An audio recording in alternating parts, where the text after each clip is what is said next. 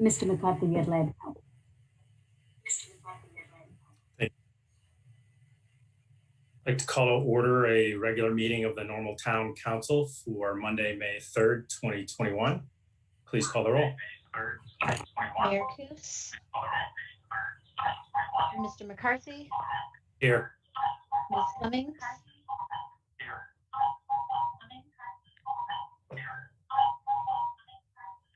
Ms. Cummings, you're muted. Here. Mr. Nord. Here. Ms. Smith. Here. Mrs. Lorenz. Here. Mr. Preston. Here. Join me in the Pledge of Allegiance.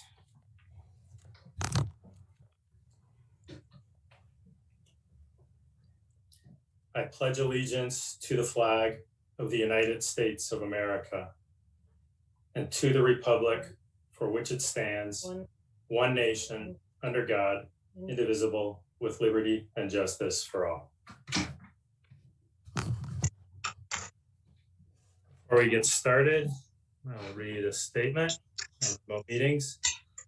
The governor has issued a disaster declaration related to the public health concerns caused by the statewide COVID-19 pandemic. As Mayor Pro Tem, I've determined that an in-person meeting is not practical or prudent because of the risk of exposure to the COVID-19 virus stemming from an indoor gathering, and that the remote meeting is in the best interest of the health, safety, and welfare of the council, staff, and general public. And we'll move on to the public comment portion of the meeting. I believe we have 4 public commenters tonight. Are we ready to go? I believe Ms. Brianna Grow is our first commenter. Is she in the meeting? She's not yet, and I'm going to admit Ms. Emily Petrie in here. I did not hear that. Ms. Petrie is being admitted right now. All right. Ms. Petrie, are you there? I am. Excellent. If you please state your name for the record and your place of residence, if you would, and ask you to keep your comments to 3 minutes, please. My name is Emily Petrie. I'm a staff attorney in the Bloomington office of Prairie State Legal Services. I live in Bloomington. And I'm here today to speak in support of continuing the Town of Normal's partnership with Prairie State Legal Services, using CDBG funds to provide legal assistance on housing discrimination issues to low and moderate income persons in Normal. As you all know, fair housing is the right of a person to choose housing free from discrimination. There are also additional protections to allow persons with disabilities an equal opportunity to use and enjoy their dwelling. And I'll give you a real world example of that shortly. At the end of March, we completed the first year of our fair housing project with the Town of Normal. In the first year, we assisted 12 clients with housing discrimination issues. We provided advice to clients, we negotiated with landlords to resolve issues, and we represented clients in court. For example, we represented a woman with physical disabilities that limited her ability to get to the door to obtain a reasonable modification to have a video doorbell installed in her unit. The landlord initially did not want to give the client permission to install the video doorbell because they had a policy that installing any installations or fixtures on the outside of their rental unit was against their rules. But we obtained documentation from the client's treatment provider and made a request on our client's behalf to show the landlord that the video doorbell would allow our client to answer the door despite her physical limitations and her physical disabilities, which gave her the full use and enjoyment of her apartment. So that's just one example of how we've been able to assist clients with fair housing issues through the past year. We also spent time in the past year doing some outreach on our project. We presented on fair housing law to Town of Normal staff, the Normal Human Relations Commission. We connected with social service agencies to spread the word about our fair housing project. We also partnered with the McLean County Multicultural Leadership Project to develop the Let's Be Fair, Know Your Fair Housing Rights campaign, which included promotional materials such as cards for clients, yard signs, which you may have seen around town, Facebook posts, presentations to the community to promote our project and increase awareness of our services. So in the second year of our Fair Housing Project, we hope to conduct additional outreach to client groups and service providers. We want to advise at least 10 clients who have experienced discrimination in housing of their legal rights. We plan to investigate claims of housing discrimination through fair housing testing, which means sending in testers to gather information about a landlord's compliance with fair housing laws. We plan to also represent clients in negotiations with landlords to attempt to resolve issues. And then if we're not able to resolve those issues, representing clients and filing complaints with HUD, the Illinois Department of Human Rights, or in circuit court. So we have really appreciated the town's support this past year on our project, and we look forward to growing our project in its second year. Thank you for your time.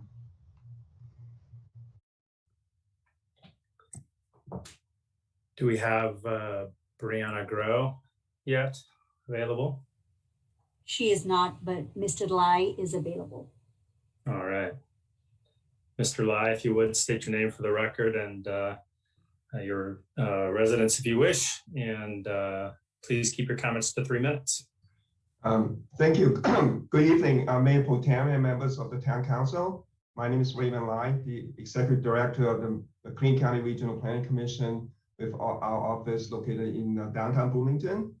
I'm here to just provide a few comments, brief comments regarding the Regional Housing Initiative referenced in the CDBG Action Plan, which is on your agenda this evening. Over the last 2.5 years, the Regional Housing Initiative, led by the Regional Planning Commission with partnership with the Town of Normal and City of Bloomington, as well as other community partners, has accomplished a number of key activities and projects that I would like to highlight. One is that we have partnered with the town and the city in the joint development of the most recent 5-year consolidated plan for the CDBG program. And that effort was awarded the 2020 Public Outreach Award from the Illinois chapter of the American Planning Association, acknowledging the extensive 5-month public process outreach that we have achieved with participation from thousands of community members. Second, we have coordinated and involved in various housing committees that town staff has been an active member of. Thirdly, we have published and updated interactive regional housing data dashboard with a lot of housing related data. Fourth, we have published 4 reports that have explored the complicated topic of and concept of affordable housing, especially in the local context. Fifth, we have completed additional research and data analysis on various topics, ranging from fair housing to equity to housing choice vouchers and housing trust funds. And the last but not least, we have partnered with the town and city staff to plan for the disbursement of the CDBG coronavirus relief funds, which led to the Regional Planning Commission staff co-chairing the Housing Assistance Coalition. And this has been unprecedented, as you all know, but it's an ongoing cooperative effort to address housing insecurity in our area due to the pandemic. And roughly $3 million in housing-related assistance has been distributed since May of 2020. In closing, the regional planning staff look forward to continuing the collaborative partnership with the town of Normal and its staff on the CDBG action plan as outlined for the upcoming program year. And thank you very much. Thank you. Mr. Romagnoli is available by phone. Excellent. Mr. Romagnoli, if you would state your name for the record and your residence if you like, and please keep your comments to 3 minutes. Sure, thank you.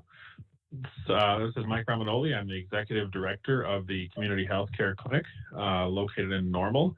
I'm here to speak out in support of the CDBG funds for windows for my clinic building. In 2016, we completed a capital campaign to renovate the space that is at 900 Franklin. but in the essence of time, we decided not to extend our campaign in order to pay for the windows versus do the rehab on the entire space. So we are pursuing the CDBG funds to basically finish off the complete rebuild of our space. Number one is energy efficiency. You know, the building is from the early 70s, and the last part that's from that era are the windows. So we've got some, you know, pretty significant issues, especially in the winter. And Carl Broman, you know, maintains our space in terms of utilities, so it's definitely going to be a cost savings for them, but also, you know, a major aesthetic upgrade to our space as well. We did receive CDBG funding for the original build out, which was incredibly helpful. So we are, you know, back again, approaching the town for funding to finish off that space. And for those that don't know, we are a free healthcare clinic located in Normal. We take care of patients in McLean County that are underinsured or uninsured. And those are folks that are below 185% of federal poverty, do not qualify for Medicaid, and really have no other means of accessing health care. We provide primary care services on site. We have a full comprehensive dental clinic, pharmacy, provide mental health services, basically a one-stop shop for all of our patients. And, you know, they deserve, you know, a beautiful space, which we have, and the windows will be the last piece of that. So thanks for the opportunity for commentary and the continued partnership. Thank you. Did we? Miss Chloe is not in the waiting room. She is not? No, she's not. All right. And we'll move right along. I neglected to mention that as Mayor Pro Tem, I'm standing in for the mayor who's attending to family matters. Moving along to our omnibus agenda. All items under the omnibus vote agenda are considered to be routine in nature and will be enacted by one motion. There will be no separate discussion of these items unless a council member would like to pull an item for discussion. Do I have anybody who wants to pull? Looks like Ms. Cummings. I'd like to pull item E, please. Say that again. I didn't quite hear you. Sorry, item E. Item And Edward.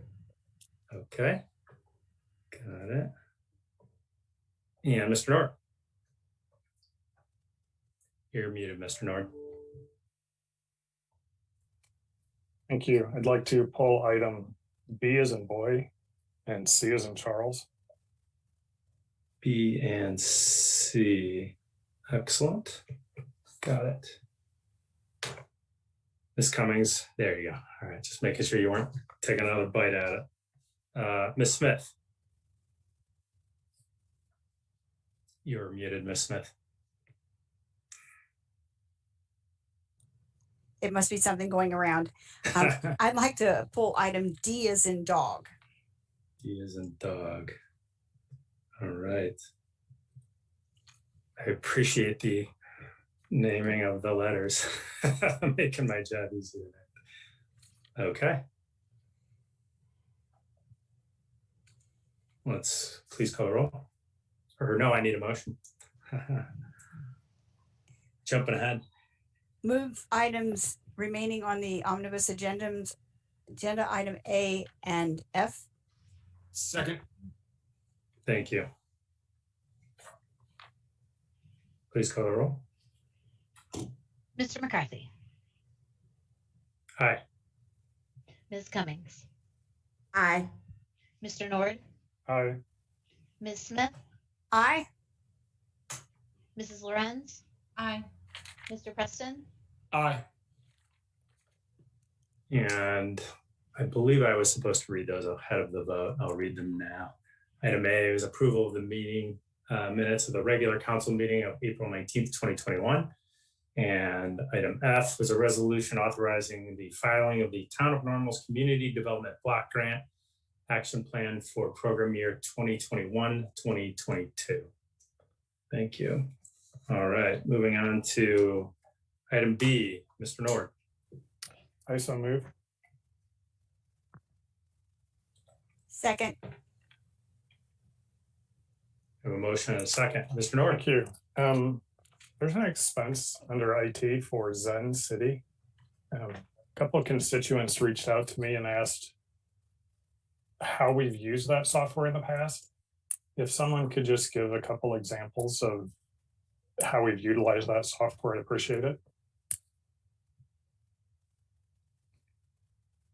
You're on mute, Ms. Reese. It is going around apparently. Sorry about that. Mr. Nord, actually it's not software, but it is a service. And I will ask Director of Communications and Citizen Engagement, Kathy Olafson, to talk about how the Communications Department uses that software. Or now I'm saying software, uses the Zen City service. Ms. Olafson? Thank you, City Manager Reese. Zen City is a service that the town of Normal was using prior to me joining the town. And when I joined, City Manager Reese asked me to do a review of similar services. And the IT director and I participated in a review of those. We chose Zen City to stay with Zen City, which is basically a social media listening tool that allows us to understand the sentiment of the community based on an aggregate of public data. So the tool doesn't access private data or personal data. It just looks at social media sites that are public in nature, media outlets, Facebook groups, etc., so that we can measure sentiment and understand conversations that are happening in the community. A couple of ways that the city benefits from the use of this service is it does help us identify potential misinformation, and a couple examples of that are around leaf collection and snow removal. Those are things that we addressed based on some feedback from Zen City recently. It also helps us understand how citizens are feeling about like the topic of the hour. We've been talking a lot about COVID protocols, health and safety protocols, vaccine hesitancy to getting vaccine. So the tool helps us understand how residents are feeling about those sorts of things. Does that answer your question, Councilman Nord? Yes, it does. Thank you. And I assume then council would be privy to some of that data, so we have an idea as to what the sentiment is from the community. Sure. Absolutely. Okay, thank you. That was all I had. Ms. Smith? Does this fall under the category of digital analytics? I suppose it probably does. That's more of a technical question. I'm not sure if Ms. Gadaraju would agree, but certainly that's I think how we're using that information. Okay, thank you. Please call the roll. Ms. Cummings, Aye. Mr. Nord, No.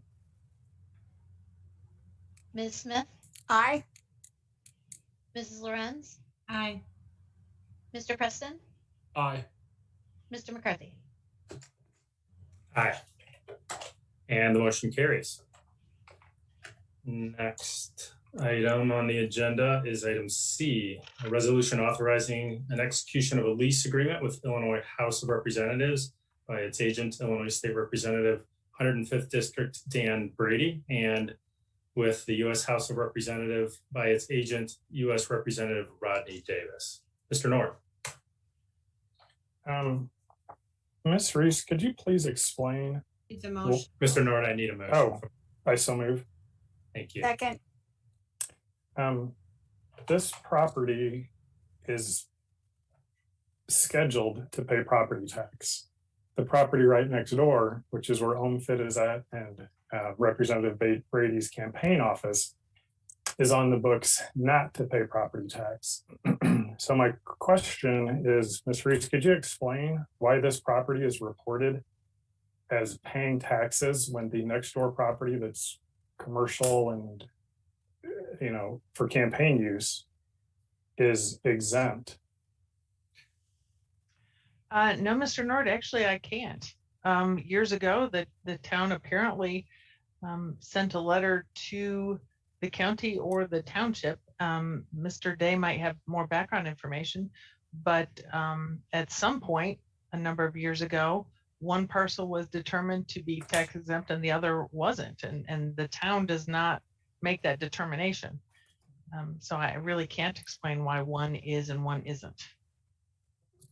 Mr. Day, if he's on the call, is that true that the town does not make the determination whether a property is tax exempt or not? Mr. Norton, I'm gonna allow a real tight rein on this conversation. The taxability is not really what we're discussing. The agenda item is the lease. And we've strayed already far off the lease conversation into a property tax discussion. So allow Mr. Day to answer the question, but then please get back onto the topic so we can finish up this point. And we've got other council members that'd like to speak on it. Mr. Day? Certainly. The town could file for a tax exemption under Article 15 of the Property Tax Code. That determination then goes to the Board of Review and then the State Department of Revenue, where the determination on the exemption is made.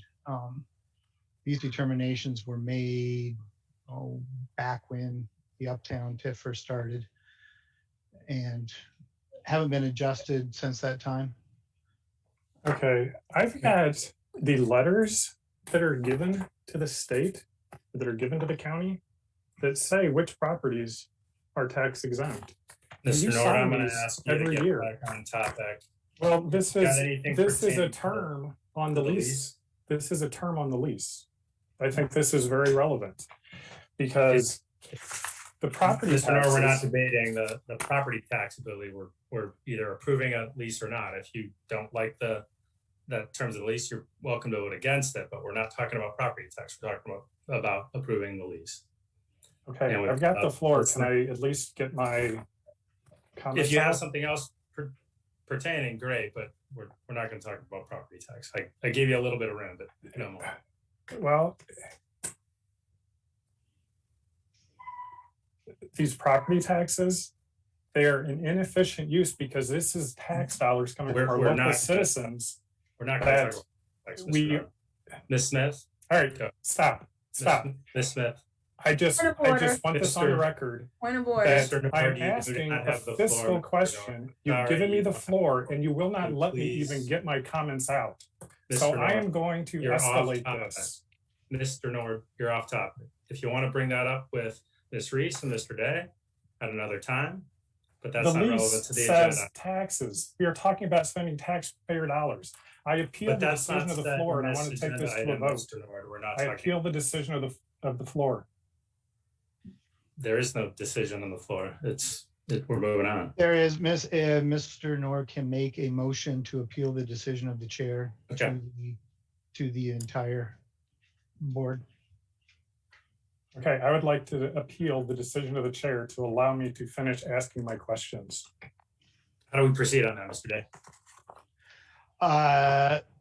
Does not require a second, no debate. Go straight to the vote. All right. Please call the roll. Excuse me, can we get clarification as to what a aye vote versus a nay vote signifies? Mr. Day? An aye vote will sustain the ruling of the chair. A nay vote will overrule the chair's determination that the topic was not germane.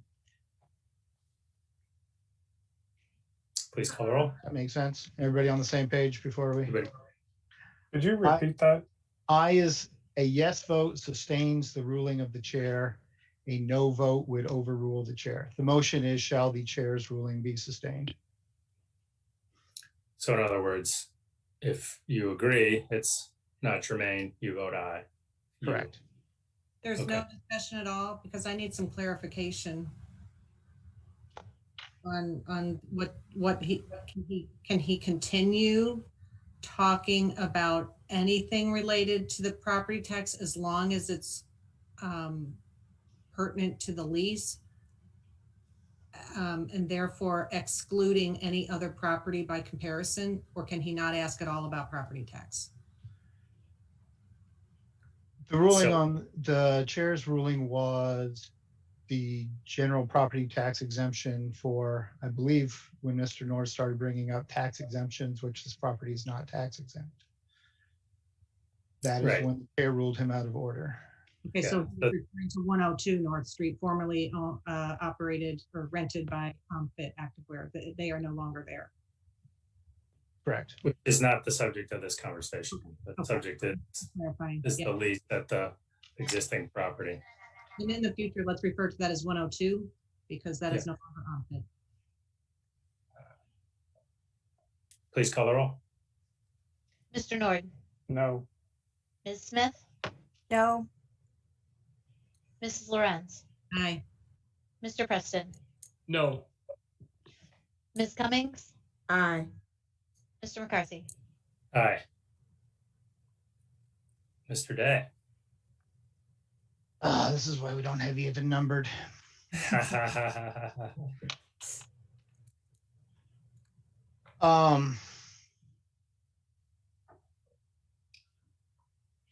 Let me check Robert's rules real quick on that.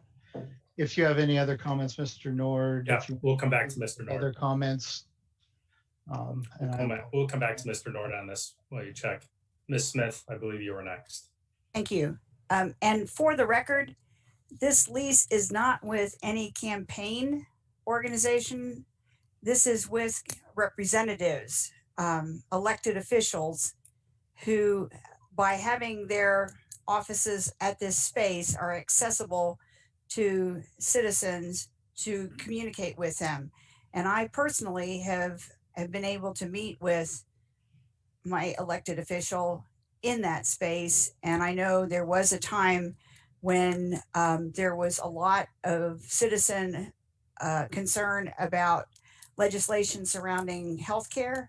And there were a number of people that gathered on the street to take turns to get into this space. So I believe the accessibility of this space is valuable. And if we are in favor of having citizens provided a forum to connect with their elected officials, to me, it seems that this is a good use of town resources.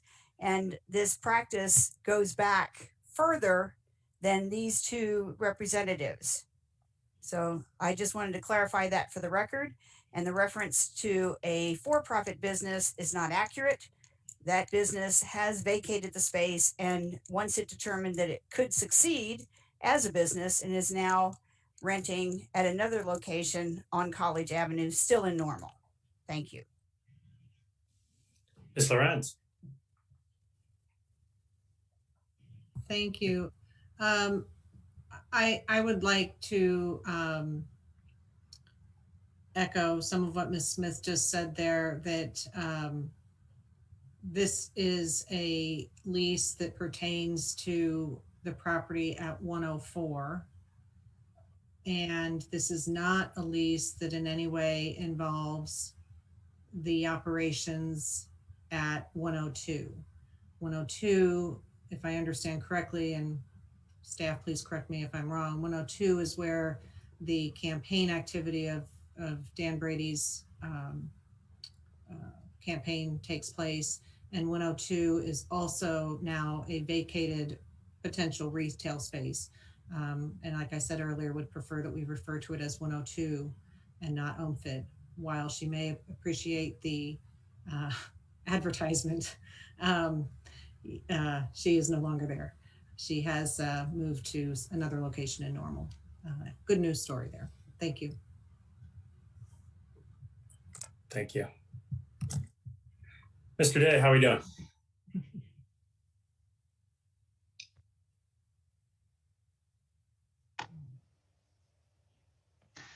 According to the Robert's rules, an appeal from the decision of the chair requires a majority vote to overrule the decision of the chair. So in this case, a 3-3 vote does not overrule the chair. So Mr. Nord's motion would fail. All right, excellent. Did you have something else, Mr. Nord, related that you wanted to discuss besides property tax? I do. All right, go ahead. The way that the finances in the town are handled for this property, the town shows that this property is generating a revenue in the TIF, when in fact this is a loss for the town. how is this handled in accounting? So it shows that this is actually not generating property taxes. Mr. Nord, I don't have any TIF reports, so handy. I wasn't prepared to review those, so I'm not sure. We can certainly look that up. I'll have to confer with Mr. Hune and get back to you on that one. Sure, because this is very misleading. When you look at the reports, we're showing that about $8,000 is coming into the TIF when it's not new money coming in. These are tax dollars that we've already received from taxpayers, and now we're just kind of diverting and funneling it into the TIF. And I just think this is misleading. I'm not arguing the merits of having someone rent this space. It's just, this is a government entity who by all rights, one would think would not be responsible for paying property tax, yet we are. And we've got space elsewhere in the town, within town hall that, we could use. People would have probably easier access since this is a regional office. They don't have to worry about the parking. And, that would open up these smaller spaces to smaller boutique shops to come in. So I'm not for this because I was not allowed to have my voice heard concerning the property tax issue. Thank you. All right, looks like we're gonna get second bites here. Ms. Lorenz. I'm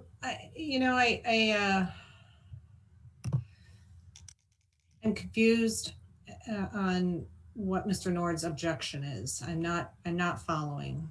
His argument started on the property tax. Obviously, then we needed to clarify the relevance of that. Where I don't want to go with this discussion is talking about another property, in this case 102 or any other property for comparison's sake. I want us to stay focused on the lease and the merits of the lease. I don't know if the chair would allow this, if Mr. Nord can clarify what are his problems and concerns with the terms of the lease of 104. What are his concerns? I don't understand. And if I don't understand what he's trying to say, then I can't take that into consideration in my own decision. Thank you. Mr. Nord, did you want to respond? I've had my 2 times. Will you give me a 3rd time to speak? I'll let you respond to Ms. Lorenz since she's asking you directly a question. Sure. But Okay, please it's going to get into the the property tax issue. Please be brief. We've got Ms. Smith. So again, I think what she's talking about is about the terms of the lease. And to be clear, the terms of this lease are not established in property tax. We're denying property tax. They're part of it. So the property tax is not the taxability from a property tax perspective of this property has nothing to do with this lease. It's not established by this lease or denied by this lease. So if there's something specific, but the creation or the taxability of this property is not established by this lease, that's established through a separate process, which Mr. Day already answered and identified in your first question. So if you've got specific things to answer for Ms. Lorenz, other than having an issue with the property tax process, again, that's a separate process, and that's why. When I started off, I wanted to know why the town is assessing property taxes on this when there's no revenue coming in. And I've still not been able to get an answer except for we've always done it this way, which I think is a horrible reason to continue doing anything. Just because we've done it in the past is never a reason to continue doing the same thing over and over again. All right. Ms. Smith. Is that the extent of his concerns then? Is the process of the taxability? Is that what he shared with us? Yeah. Okay, thank you. All right. Ms. Smith. I'll withdraw. I'm ready for the vote.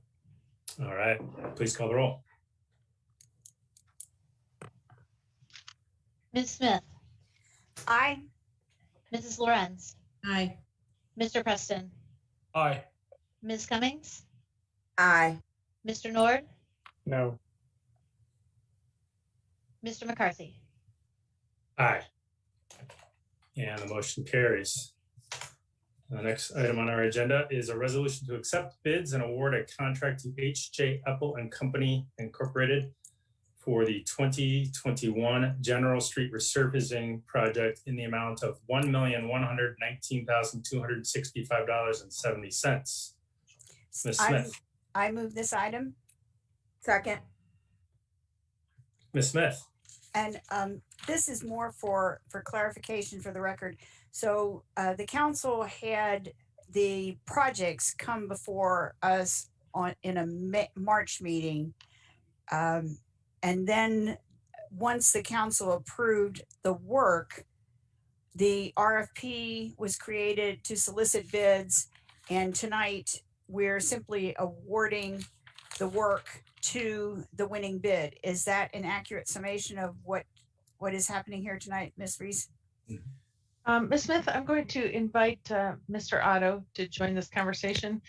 The action council took back in March pertained to the motor fuel tax projects. And those are the projects that are funded through our state allocation of dollars using MFT funds. Council authorized that contract last meeting for the MFT projects. And every year we have two contracts for resurfacing. One is using state dollars, the other one is using local dollars.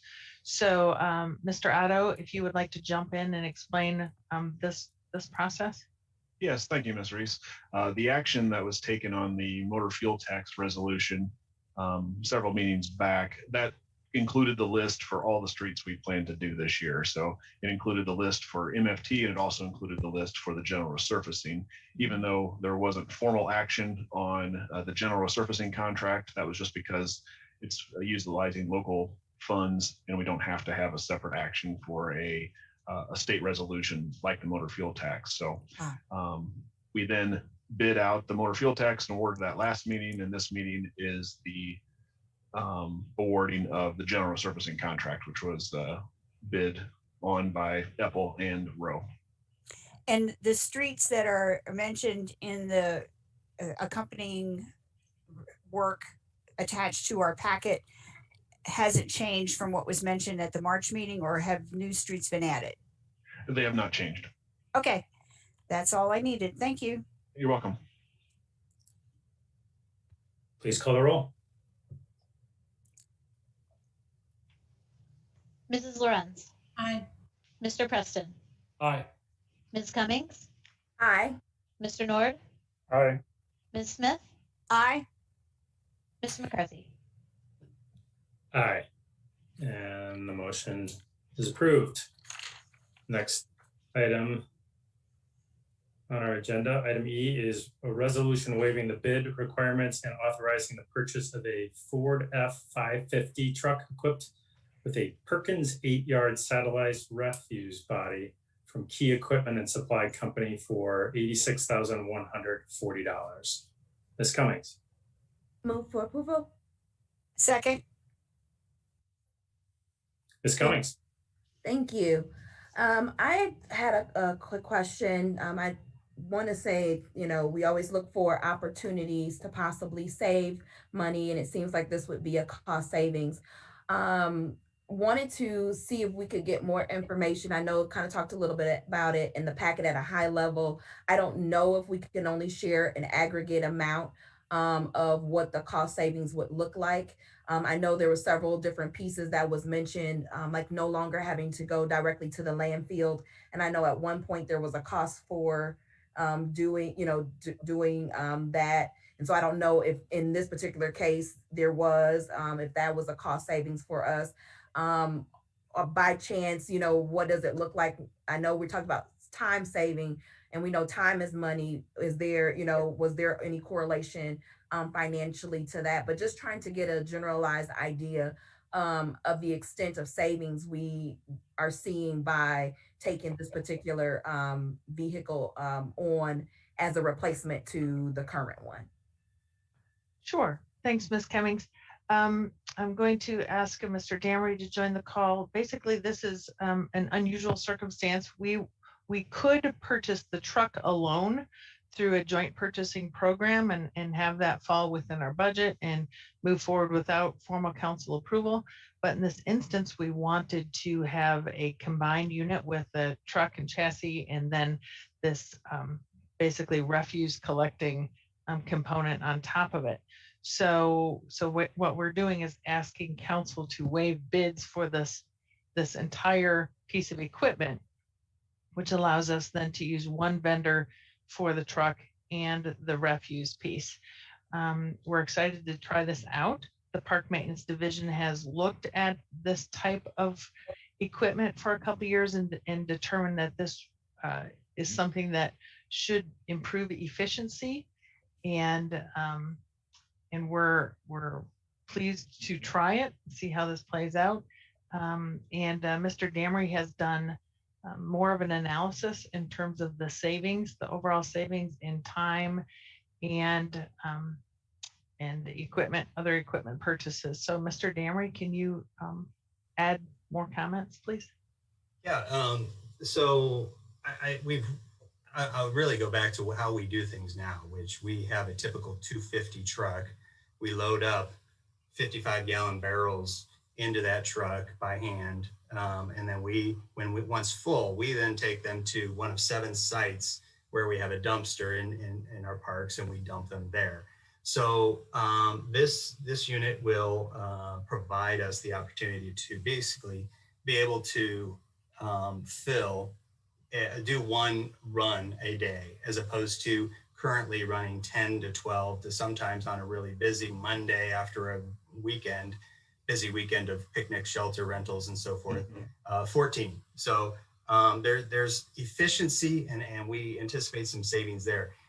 It's really going to be hard to put a dollar value on that right now at this point, but we definitely see some efficiency in the automation. And we also believe that we're going to spend less time picking up and collecting garbage as a whole, and having more time to pay attention to detail at each park site. So we have 19 park sites, and we have 255 of these approximately between 35 and 55 gallon drums. And so as you can imagine, they can get heavy after a heavy weekend. So the more we have to run back and forth between park sites and dumpsters and so forth, it could be very time intensive and staff intensive in doing that. In addition, some of the other comparable units that we had, as far as the bodies go, you had to drive to a landfill to dump. And the one we are proposing is the most efficient for us, because we can dump it into a regular roll-off garbage dumpster here, and we'll be able to eliminate the 7 sites that we have out in the park. So there will be some dollar savings there for us, as well as Public Works for that matter, because they're the ones that pick up those 2-yard dumpsters. So we'll be dumping directly into a roll-off, which will be much more efficient as well. So those are the big, I guess, opportunities for savings. But once again, it's very hard to put a dollar amount on that at this point. And we're, it depends on how smoothly and efficiently this goes. And we'll be looking for the best opportunity to save time and money over, in this process. Thank you for that feedback. And certainly from my experience in doing work where we look to cut waste a lot of times, I've been on many projects to specifically do that in my past professional experience. So appreciate you all taking the time to find ways that even the town can be more efficient and find ways to cut waste as well as money, or help us save money, I should say. Ms. Smith. Yes, I just wanted to highlight for the record in my correspondence on this topic, it was pointed out that lifting those 55-pound containers could also be saving wear and tear on our employees. So it's a safety issue.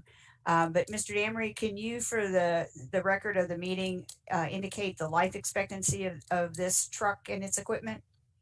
Yeah, we believe the truck has a life expectancy between 8 and 10 years. Okay, thank you. Mr. Nord. Thank you.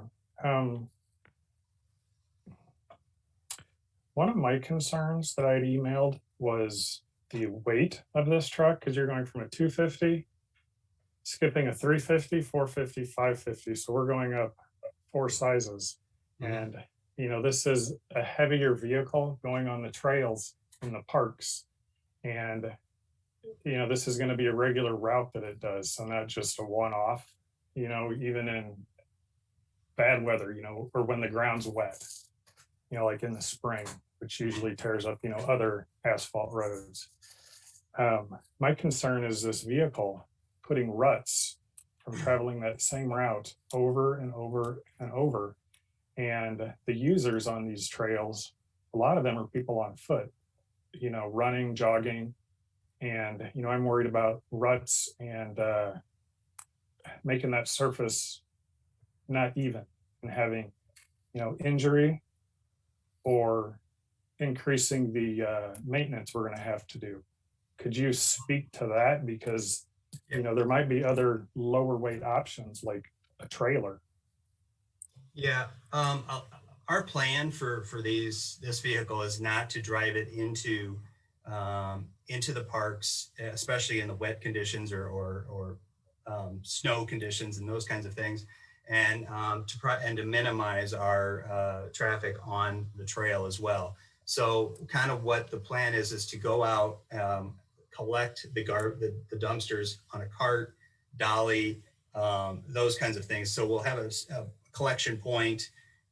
We'll bring, you know, 2 to 3 of those barrels together in that spot. We'll dump them and get those back out. That's kind of the idea. So it will be kind of a collect and dump. Well, that's new information. If all we're doing is going to be picking up these garbage cans with like a dolly, wheeled dolly, taking them to a central location, then using this machine just to tip them, wouldn't it cost taxpayers, gosh, many times less just to have a trailer with a ramp, roll those drums up onto the trailer and then take them to one location? You may not have this expensive portable tipper, because you can get a stationary tipper, so you could have a tipper at the other end.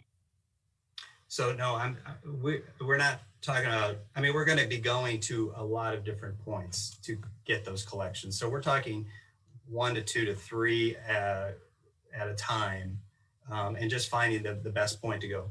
There is a point about getting to, you know, the large unit. Hold on, it's 21. I'm sorry, I'm looking at my weights here.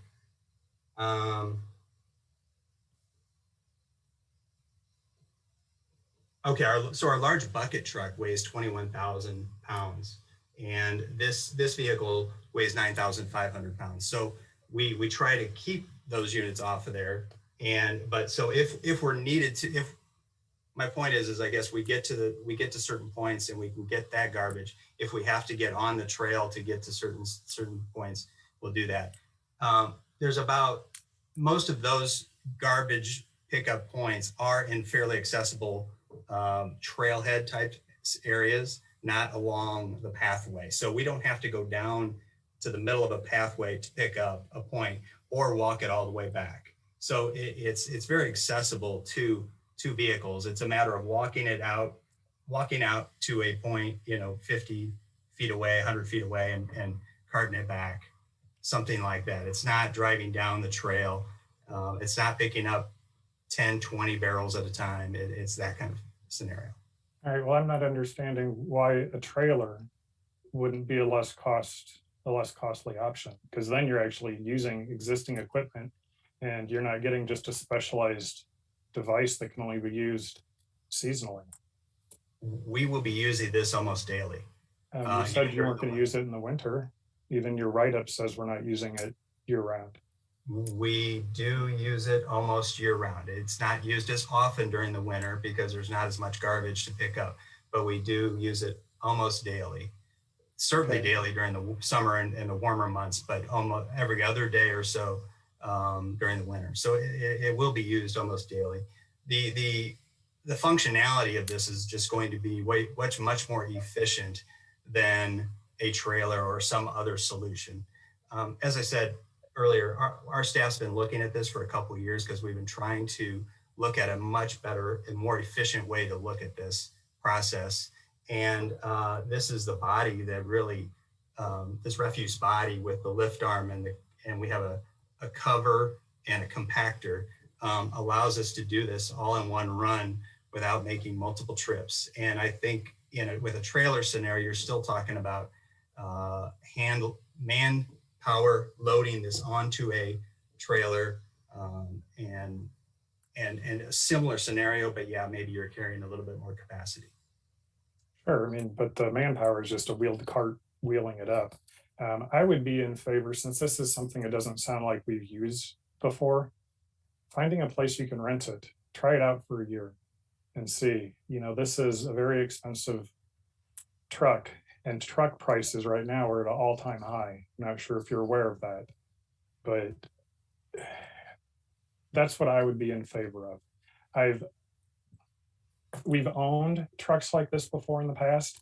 I've been part of a family that was in waste hauling. So, this is equipment that I'm very familiar with. I completely appreciate the tipper part of it, so I'm not discounting that.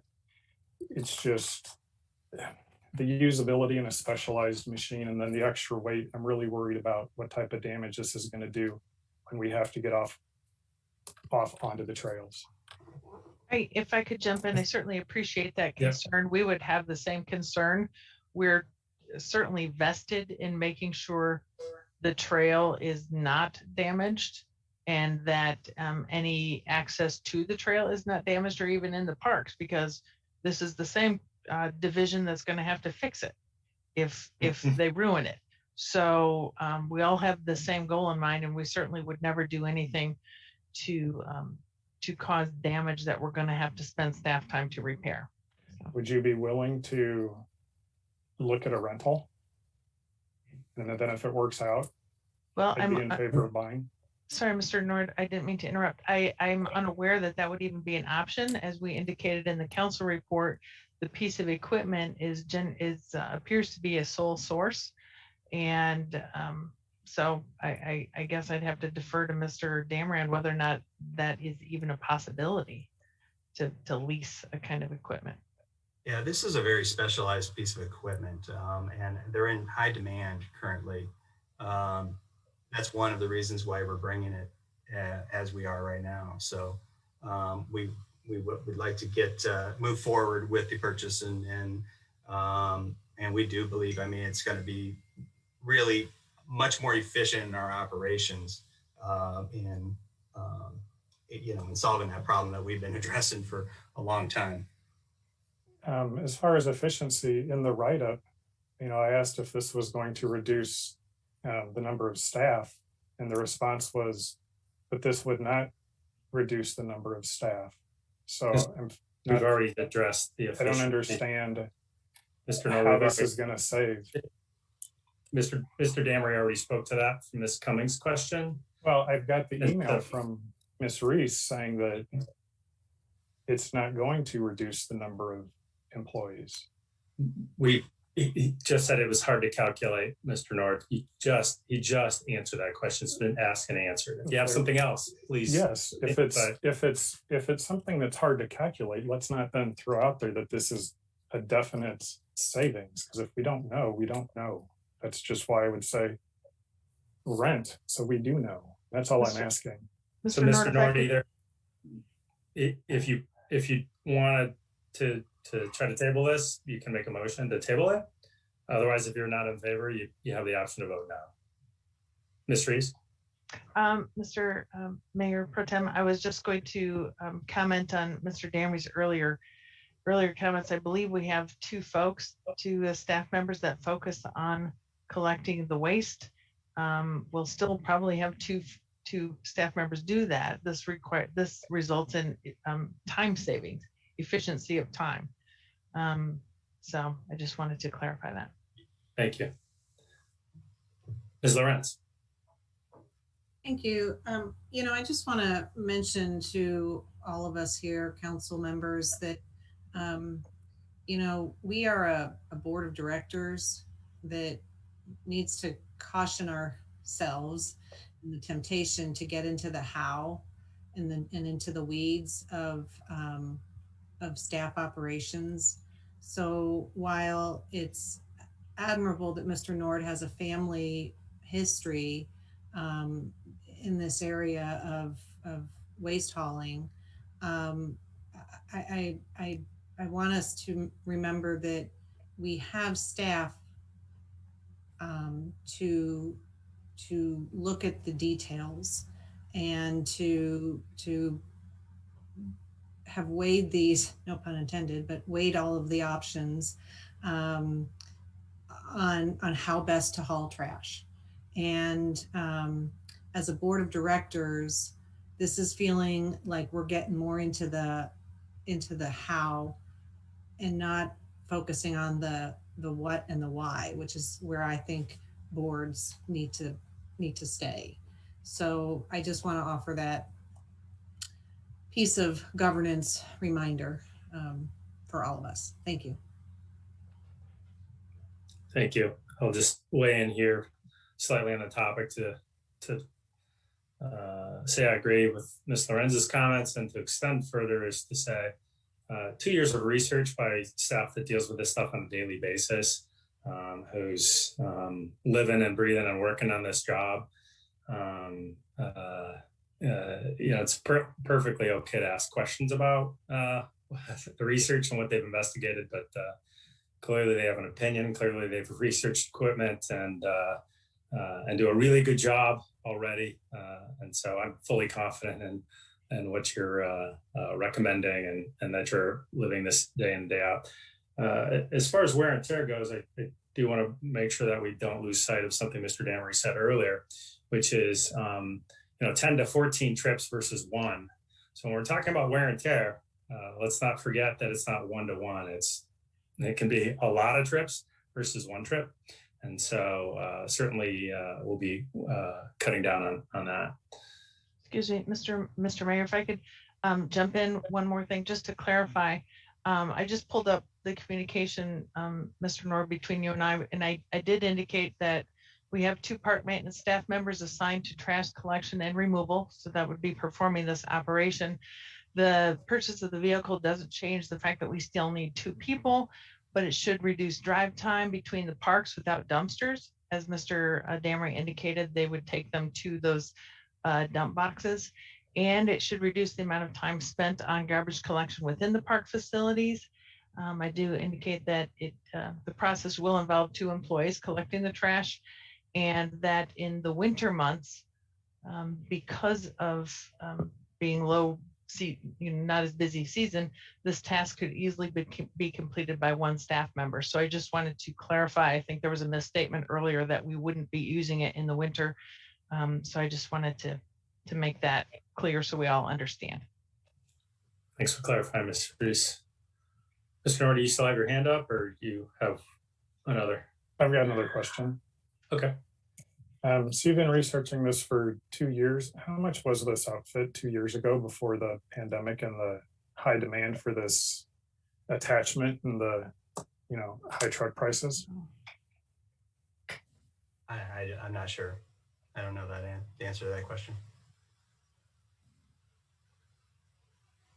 Is this something that's time sensitive that has to be purchased? What I can tell you is we budgeted the amount that we budgeted in anticipation of this purchase. So we are proposing this purchase at the time when we determined that we needed to move forward and we budgeted for it, and now we're moving forward.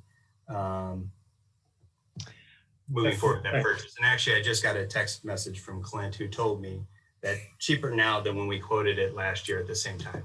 Okay. If I were to make a motion to table this, to give you the opportunity to look for a lease, would that be something you would be willing to do? Because if not, I'm not going to make the motion. Yeah, he also said that's not likely to be an option based on the fact that it's such a specialized piece of equipment. Well, if I be could an jump option in, versus look. I mean, I'm just asking to look. Mr. Nord, staff will always do whatever council directs us to do. If you choose to not approve the acquisition, then we won't go forward with the acquisition. And if council wants us to seek leasing a similar or comparable type of equipment, we will spend time doing that. I don't know that it's appropriate to ask Mr. Damery if you make a motion, will he support it? Staff will support whatever council's decision is. Okay. Is there any downside to trying to look for a lease and then coming back to the council in 2 weeks? So, Mr. Nord, if you're going to make a motion, please make a motion. Well, I want to hear from Mr. Damery because he's going to be the one doing the work on this. Mr. Damery isn't going to give you advice on whether or not to do an emotion. That's a policy decision. But I'm asking if this is feasible for him to look for something and bring it back, or is that going to be a huge wrench thrown into things? Mr. Nord, he's already answered that's not likely an option, but as Ms. Reese just indicated, if this council decides to follow through on a motion, that's what they'll go try to do. So. Is there a reason I just can't hear it from Mr. Damery? Because he's the one doing the work. I mean, are you ordering town staff not to answer my question? Mr. Damery, like do you have mayor did? anything other to add than you already have about lease, that it's not likely possible? Yeah, we actually, Clint and Jean had brought this to me to try to get into an earlier meeting. And I wanted to make sure that we were prepared to purchase this. We did we updated quotes and so forth. But they were concerned about the timing in delaying the purchase any more than we already had because of availability. These things are, like I said, very specialized and they're in high demand right now. And so, you know, whether there's going to be one available if we move forward in 2 weeks or not is, you know, it's hard to say, but the chances of us being able to lease too, I don't believe that that's going to be an option as well. And it also presumes that a lease is going to be long-term a better price than acquisition. So there's a lot of assumptions regarding a lease. I don't know that a lease is going to be financially a better deal either. So. Sure. I mean, there's a lot of things that we don't know. That's why I'm asking if this is something that you're willing to look into and bring back in 2 weeks and give us an answer. Mr. Nord, if you're not willing and it's either not make your possible, motion or you're done. All right, fine. But I move that we table this to give town staff time to see if there is a different option. So you have to, I believe Mr. Day, he has to decide to on table it for 2 method. weeks. Table it to the next council meeting. Okay. I have a motion to table. Do I have a second? And the motion dies for lack of second. Ms. Lorenz, do you have a comment to add on the original motion? Yeah, well, I want to call the question, which maybe that's kind of looking obvious at this point. But I also want to explain my when I went like that just a minute ago, because I don't want us to go down this path of such animosity. The exchange just a few moments ago that elicited my nonverbal is just cringeworthy for me. And I just want us to have a good meeting and a productive meeting. And with that, I call the question. I think we'll just go ahead and call the roll. Ms. Honker? Mr. Preston? Aye. Ms. Cummings? Aye. Mr. Nord? No. Ms. Smith? Aye. Mrs. Lorenz, Aye. Mr. McCarthy. Aye. And the motion carries. And we move on to general orders. And we have the next two items are related to the Greystone Fields subdivision. We'll take the discussion as one discussion, as item 8 is contingent upon item 7. We will take the vote separately though, so we will get to vote on each item individually. But we'll take the conversation as one entire conversation. So I have a motion. I move for approval of the resolution reapproving the preliminary subdivision plan and the resolution conditionally approving the final plat for Greystone Fields subdivision. Second. Does that mean there will be one vote for both resolutions? So no, we're going to Okay. take 2 votes. I believe that's correct, Mr. Day. That's correct. Okay, thank Yeah. you. Okay, Comments on so this item? if we could have Ms. Reese or whoever else would be the appropriate party to review why we have 2 separate motions before the council tonight on this same subdivision, that would be great. Sure, Ms. Smith. Thank you. We will explain the process. I think this is a good news story. I see Mr. Trummel has joined the conversation. The first action item, we are asking council to reapprove the subdivision plan. And that has to come first. We need council to authorize the subdivision plan. And then the next agenda item will be a motion approving the final plat for the next edition, which means the development of that subdivision, continued development of that single family residential subdivision. This is located to the east of Normal Community West High School on Parkside Road. And so these 2 items are connected. The first one requires council action to reapprove the subdivision plan first, as mentioned, and then the addition so that more single family homes can be developed. Mr. Trummel has information about the number of lots we're talking about for the second item on this list here. Mr. Trummel, you want to fill in council on these 2 items? Sure, no, that's great. Thanks, Mrs. Reese. To answer your first question, Ms. Smith, essentially this is another byproduct like you've seen come before you here in the last month or 2, where subdivisions essentially went idle through what I'll call kind of a dark period for our redevelopment as a result of the economy. So many of these plans, as soon as they go 3 years without platting activity, then they basically go idle and have to be reconsidered or reapproved by council. And so in essence, no substantial changes to the plan itself. It's still originally 172 lot subdivision. And as Ms. Reese indicated, there was platting that occurred in 2011, then again in 2013, but then we've had a several year hiatus since the last platting occurred. And so again, good news is starting with another 23 lot plat that make the second edition. That'll bring this to about 80 lots of the 172 in the addition. And so we expect to see this. The west side of town tends to develop at a little slower pace than the east side historically. And again, there are more subdivisions on the north and east, but this is another good sign. You're gonna continue to see this kind of activity come before you. And do you have any information on the price range for the houses being planned for this subdivision? And again, earlier, I think I responded in that when this started in the mid 2000s, around 2004 and 5, the home prices were probably 160 to 170, for a new construction. Now, certainly that's 16 or 17 years ago. And really, quite honestly, the past several years, for the types of homes that they're building with the types of amenities in the bedrooms and the bathrooms and that kind of thing, and it's hard to stay under 200. And quite honestly, I would expect that these homes are probably going to be marketed probably in the low 200s to the mid 200s.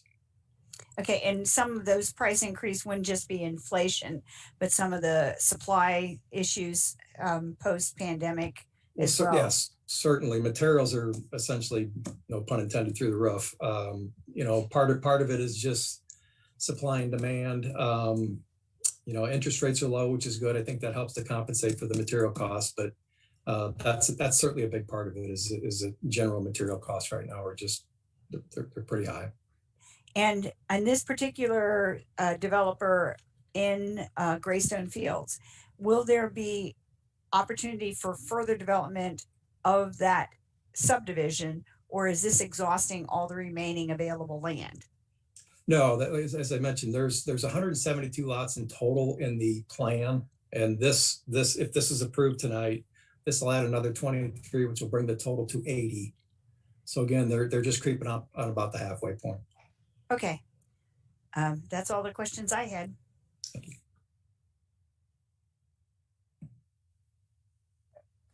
Please call the roll. Ms. Cummings, Aye. Mr. Nord, Aye. Ms. Smith, Aye. Mrs. Lorenz, Aye. Mr. Preston, Aye. Mr. McCarthy. Aye. And the motion carries. And the next item is number 8, resolution conditionally approving the final plat for the Greystone Field subdivision, second edition, Parkside Road. Please call the roll. Ms. Cummings, Aye. Mr. Nord, Aye. Ms. Smith, Aye. Mrs. Lorenz, Aye. Mr. Preston, Aye. Mr. McCarthy. Aye. And the motion is approved. The next item on our agenda is an ordinance abating the levy of the 2020 property tax for Rivian Automotive in accordance with the 2016 Economic Incentive Agreement. Move Have a approval. motion. Second. Motion and second. Discussion? Wait a minute. There we go. Okay. Ms. Smith? No, Ken. I thought, I thought we were gonna get one. Just vote on one. I'm Go gonna ahead, let Ms. Ms. Lorenz take the lead on this. Ms. Lorenz. Okay. I mean, I think overall what Rivian is doing is wonderful. Nevertheless, I think this is an important decision and worthy of some discussion. And so I think I saw where we do have a representative from our Economic Development Council here. I didn't know if he was wanting to provide us any insight, or if staff wanted to do that, or if there's just some amount of discussion that we can have that gives us a reassurance beyond what we've already read in the packet that they've met their requirements. This is all good and solid. Just a reassurance, I guess, is what I'm asking for. Sure, we are absolutely prepared to provide information. Mr. Hoban, the CEO of the Economic Development Council of Bloomington Normal, is on the call, just turned on his camera. So welcome, Mr. Hoban. He is responsible for providing information to the taxing bodies to confirm whether or not Rivian has met their obligations. And he did provide information last week confirming that Rivian has in fact met their obligations, which makes them eligible for the 2021 property tax abatement process. This is for 2020 taxes paid in 2021. And of course, this is per the development agreement that council adopted in 2016. So this is just the town meeting our end of the commitment when we've received information from EDC that Rivian has confirmed their end. So, Mr. Hoban? Yes, thank you. Yeah, every year we have the privilege of auditing the books. And so Rivian sends over their receipts on what they've invested in, but also their position count. And so this not only says you have to create so many positions, but they also have to pay above the McLean County weekly wage. So they've exceeded that, and happy to report next year on the audit, they've already blown away all the investment for next year's and also the job count for next year's. So all we have to do is make sure that their average weekly wage is above McLean County's. And based on the positions they're hiring, I don't see that being a problem either. So they really met this year's and next year's based off of the rapid employment and hiring which I know Zach's on here too, if you wanted to hear about how that's going. But the original plan, as you know, was to create about 500 jobs, and I think they're at about 1,300 right now. So to say this is a successful project is an understatement. It's like Mr. Demeyer is saying higher than 1,300. All right. So what we're hearing is they're overachievers and they've already met next year's obligation as well. So that's good news. Thank you. Ms. Smith. Yes, and to get a little more specific, because there was a constituent who wrote in endorsing voting against this abatement, but as Ms. Reese pointed out, that this was an agreement reached in 2016 for a 5-year abatement, while Rivian established itself conditional on Rivian meeting its targets.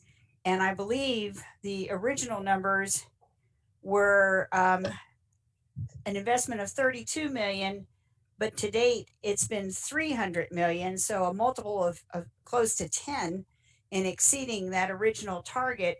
And beyond hiring the 500 jobs in their own plant, the projects that they've been involved in have created untold number of construction jobs. Since Mr. Dietmeyer is here as a resource, can he speak to, does he have a count on the construction jobs that this plant has provided to our local community? I can, if you're all right with it. Yeah, go ahead, Mr. Demeyer. Thank you. Thank you, Mayor Pro Tem McCarthy. And to your question, at our peak, we've had roughly 90 different construction projects on site. So the numbers fluctuate depending on the week, but at the peak, we were somewhere in the neighborhood of 1,800 construction jobs at one time on site. And our current numbers, just as of today, surpassed 1,400 employees. So we're adding about 50 to 80 employees a week at the pace we're on. Okay, that's all I had. Thank you. And to clarify, the construction jobs totally separate from our hiring. Those are purely contracted employments. All right, please call the roll. Thank you, Mr. gentlemen. Nord. Aye. Ms. Smith, Aye. Mrs. Lorenz, Aye. Mr. Preston, Aye. Ms. Cummings, Aye. Mr. McCarthy. Aye. And the motion is approved. And thanks to Mr. Hoban and Mr. Dietmeyer for your comments. Moving on, our next agenda item is a resolution conditionally approving an amended site plan for Rivian, 100 North Rivian Motorway. Move approval. Second. Do we have comments? Mr. Nord? Thank you. On this site plan, it shows that there's going to be a new road entrance on College Avenue. And I did speak with Mr. Mr. Dietmeyer? Dietmeyer, yes, I'm sorry. And the roadway design cost for this, we've got the College Avenue road study that's going on, so there's going to be some impact there. He did say that this work was included in that original design, so apparently, you know, town staff knew about that and were able to incorporate that. But where I'm getting to is some of this work for this College Avenue design is strictly for the exclusive use of Rivian, and taxpayers right now are paying for the entire cost for this road. The pieces that are for the exclusive use of Rivian, will those be assessed to Rivian so they can pay their share for the part that's for their exclusive use? Mr. Nord, I'm going to defer to Mr. Otto while he's joining the call. I see, oh, there he is. He could talk about the status of the West College Avenue design project, and staff has been in conversation with Rivian for a while because we knew that they had construction going on at their current plant site and they were going to be amending the site plan. So of course there have been conversations about that. Mr. Otto, would you care to talk about what's involved in that process? Yes, Ms. Reese, thank you. So the entrance that's being requested as part of the site plan amendment before you tonight is essentially to allow straight through access for Rivian to go from the warehouse on the south side of College Avenue to north through what is currently a median area to the plant. Right now, they are studying that as part of the conditional approval tonight. They would have to submit traffic impact analysis and IDS for approval by the town and the state, really, because of its proximity to Rivian Motorway, which is US 150. So they are going to be studying that area. They are in the process of studying that area. So while we are aware of their project and will incorporate it into our College Avenue design, they are actually planning to do the impact analysis and the IDS for that project. Okay, so we've got $1.4 million of design that we've already approved for College Avenue. If a portion of this is going to be strictly for this entrance, is there some formula or calculation that will be applied at some point in the future so taxpayers can get recouped some of it? At this point, we don't know exactly what that's going to look like, or the timing is also uncertain about how soon Rivian will want that installed. It is possible that they will complete the impact analysis and cut the median prior to the town's potential 2023 work on College Avenue. So a lot of things are uncertain right now. We don't know the timing. Therefore, it's not exactly sure who will end up building some of the improvements. A lot of it is dependent upon their needs and how things progress with the plan. Sure. And had we not been moving forward on this $1.4 million design project, and we weren't doing anything with College Avenue, this would be, Rivian's cost anyway, I would assume. So I just want to put on the record that, at some point there should be a look back to see, can taxpayers get recouped any of these costs. And whenever I talked with Mr. Dietmeier, I just want to put this out there. He had no indication that, Rivian was not willing to help the community at all. So I don't want this to come across negative on, Rivian. This is just a matter of fact question that we've got this other project going on. There might be some overlapping costs and, someone should look at some point. And I know that that time is not right now. I just wanted to get it on the record that that's something that should be addressed at some point in the future when we do know more. And I'm glad that Rivian is growing. I know that the growing pains are felt by many companies, even outside of Bloomington Normal, because Rivian's attracting people from all over. And now, some good companies they have job openings too. So, this is actually bringing up many businesses and opening up the doors for many people, far away from Bloomington Normal.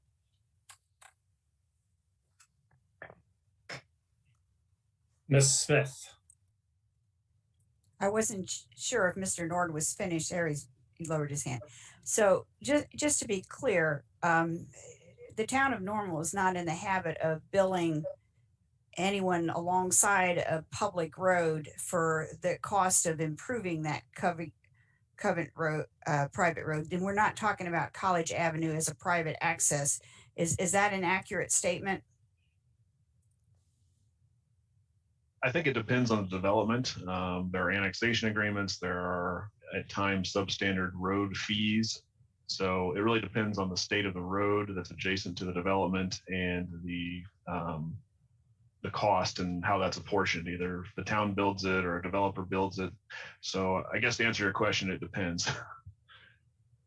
And then I drove out there today to look at the access and saw for myself that there was a median there and that there was another access point.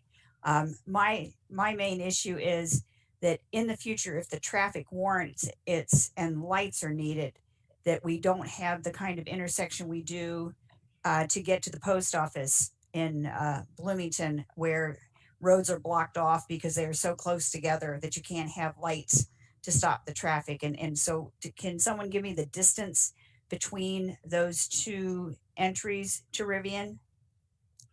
Sure. I don't have the exact distance. I know it is approximately 600 feet from where they're proposing the curb cut across the median to Rivian Motorway. So 600 feet between Rivian Motorway and the new access, and then probably 300 to 400 feet to the next, what is currently the west plant entrance. So it's fairly close, but certainly something we are also concerned about, which is why we put in the conditional requirements to develop the IDS and do the traffic impact analysis prior to moving forward. Then I'll wait on that discussion. Thank you. You're welcome. Ms. Lorenz. Thank you. You know, I just want to go back and revisit an idea that was, I think, suggested here. And that is about, you know, creating a special assessment potentially to Rivian for this access. And you know, here just a few moments ago, we heard and took a vote unanimously on all the good things that this company is doing, and amazing things like thousands of jobs and more thousands of construction jobs, and, you know, putting us on the map. And so I don't know that I could sit here and look at Mr. Dietmeyer as the representative of Rivian and go, meh, we're going to charge you for that opening. Yeah. I mean, you guys, come on. I don't even think that's possible, number one, unless we were to pass some sort of special assessment. But the idea is such a slap in the face. Do we really want to be doing and even talking about that? Our job as a municipality is to provide, you know, roads and access to businesses and residential neighborhoods. This is what we do. We provide a way to your business. Now, if that means some special access, I mean, we're reasonable. We're not going to build a 6-lane highway or something really elaborate. But if we're talking about an extra entrance and this is a company that's a game changer in this community economically, maybe I misunderstood the idea, but if I've got even half of it right, I'm just aghast that we're even thinking about that. Thank you. Please call the roll. Ms. Smith, Aye. Mrs. Lorenz, Aye. Mr. Preston, Aye. Ms. Cummings, Aye. Mr. Nord, Aye. Mr. McCarthy. Aye. And the motion carries. The next item on our agenda is an ordinance annexing property in the town of Normal, 419 North Rivian Motorway and surrounding 380 acres. Do I have a motion? Move approval. Second. Discussion on the item. Ms. Reese, did you want to? Yeah, Mayor Pro Tem, thank you so much. I just wanted to introduce this concept, and I know there's been a little bit of confusion on why one item went to the Planning Commission and one item didn't. And I'm talking about the current item on your discussion table here, and then the following item. The first item here on the agenda here is annexing property. The next item is rezoning. It's a little bit unique because the rezoning item went to the Planning Commission. Rezoning does start with the Planning Commission and then ends up on your agenda with a recommendation from the Planning Commission. The annexation did not require formal Planning Commission action because there is no development agreement or annexation agreement. This is a straight, simple annexation. So the annexation would go from the applicant, which is Rivian, directly to the City Council for action. So Rivian chose to start the rezoning process first because it had to go through a Planning Commission review. And then by the time they were ready to file for an annexation petition, which comes directly to you, both items could come to you at the same time. Mr. Trummel is certainly on the call and available to answer any questions you may have, but I do want to point out that we're very excited about this item on your agenda, about all these items on the agenda tonight. There's lots happening in this particular action item and the following. It's so incredibly unique in the environment today in the state of Illinois, in our community, to have such a great story. And I appreciated your conversation just moments ago about next steps and doing what we can to be a partner with Rivian and the Economic Development Council, and doing what we can as a community to set our businesses and our entrepreneurs and our small businesses and large businesses and future large businesses up for success. And I just also want to take this real quick moment to again thank Rivian for being such a good partner with the town. You might recall a year ago, Mr. Dietmeyer was speaking to council and notifying you that Rivian chose to waive the $1 million incentive in that same redevelopment agreement we were addressing 2 items ago. So Rivian has been a very good partner to the town, and again, we want to extend our thanks to Rivian. So I will stop talking. I'll turn this over to council and let you ask questions of Mr. Trummel or Mr. Dietmeyer. Before I go to comments, I just want to echo and extend Ms. Reese's comments about Rivian. It's not only are we here on the council and the town of Normal very excited, but the residents are very excited about what's going on here and the growth and development. Certainly our development community is thrilled to be back in front of us, filing final plats to build homes, in large part based on the ripple effect of all the great work that Rivian's having going on here in our community. And so universally, we are appreciative of this amazing story unfolding right here in the town of Normal. Ms. Lorenz. All right. I may be jumping the gun here on this one, but this is the process that went through the Planning Commission was an example of the process working, and I think that our packet described that well, where there was public input in that process, there was modifications made.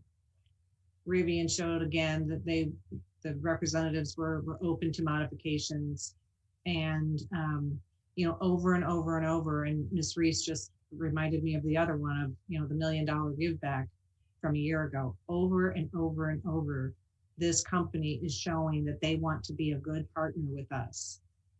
Let's not forget that. Thank you. Ms. Smith. Yes, and I appreciate Ms. Reese clarifying the process, that although it happened in the reverse order with the rezoning action taking place before it comes to the council, that the annexation request is first on our agenda before we deal with the rezoning. And just to be clear, that Normal is annexing this property because it is contiguous to our town limits. Would there be any other entity that it would make sense that would have an interest in this property besides Normal, or is it just limited to municipalities that are contiguous to existing properties? Well, that's a bit of a loaded question, Ms. Smith, because I'm sure cities across the state of Illinois would like to have this property. So, but in terms of it being contiguous, that is why Normal can annex it. I see Mr. Day has turned his camera on, so we'll see if he wants to supplement my comments. Right now, we are the only municipality that could annex this property at the moment because we're the only municipality that's contiguous to. Other municipalities could really do what's called an annexation agreement, where they could do a 20-year agreement to annex property in the event that it becomes contiguous, and there are certain issues with annexation agreements that would occur in that case. But since it would never become contiguous to those municipalities in the foreseeable future, then that's not a realistic option for them. And how does the relationship change with this parcel because it falls, if with assuming approval for the annexation, how does the relationship change for this parcel if we do not approve it? So right now, if there is a fire or is there any other need for normal services, who would be the existing authority to service the 380 acres? Right now it's in the unincorporated area of the county. So it would be, if it's law enforcement, it would be the sheriff. There's a rural fire protection district that it falls under in case there's a need for fire services. It's in a library district that it would no longer be in once it gets annexed to us. So it becomes part of the normal public library district. Correct. Okay. And this annexation vote is not addressing any issue of any tax abatement extending to this new property that was part of the original agreement with Rivian, correct? Correct. Yes, that only applied. The original agreement only applied to the original footprint. Okay, I wanted to clarify that for the record because I believe there may be some misunderstandings, and I wanted to make sure everyone had those particular points cleared. Thank you. Mr. Preston. Thank you. I just wanted to chime in on some other thoughts about Rivian overall, as this is the item talking about annexing this property across into the town of Normal. So, as has been stated by others, there is no question that Rivian is a game changer, not only for our community, but really for our region. And just one anecdotal story that I believe is one of many and many out there. Is I was together with a couple of buddies and their wives and families over the weekend, and one of them works at Caterpillar, and we're talking about Rivian and some things going on in this community, and they made the point that there were multiple Caterpillar staff who they had known or had worked with previously who saw an opportunity with Rivian, applied and are excited to make the move over here. Now, while I never wish anything bad on CAT or any other company, I think that the regional draw of Rivian is real, and I think it's something that people recognize, and the benefit as they continue to look to grow and do so in the town of Normal is just immense, and I couldn't be more excited. I'll share and extend Mr. Preston's comment to say that I know two town of Normal residents who were working, one in Peoria and one in Decatur, commuting, and who are now able to work at Rivian Automotive and stay in their own community and work in their own community, and appreciate the opportunity. Mr. Nord. Thank you. We're approving an annexation agreement. But, no. All right, what's the difference between approving an annexation agreement and an annexation? Sure, and this might be another good question for Mr. Day, but I'll summarize. This is just purely an annexation. It's a simple, straight annexation where you're authorizing these 380 acres to move from county boundaries to town of Normal corporate limits and be considered part of the town of Normal. If we had an annexation agreement, it would be because the developer had their plan in place, that we were reacting to a specific plan on a timeline and such, and we would come to council with an annexation agreement identifying what specifically was going to be happening. That is not the case in this instance. Okay, so we've had annexation agreements before, there was, and I mean, just Mr. Otto had rattled off some agreements that could be within an annexation agreement. By us approving this tonight, are we committing the town to, or taxpayers to anything? Well, the answer, taxpayers include Rivian as well. So no, this is not committing anyone to anything. This is committing the town to include this acreage into our corporate boundaries. Okay, because, you know, something that I brought up before, the sewer tap-on fees. This property is not on the sewer tap-on fee map.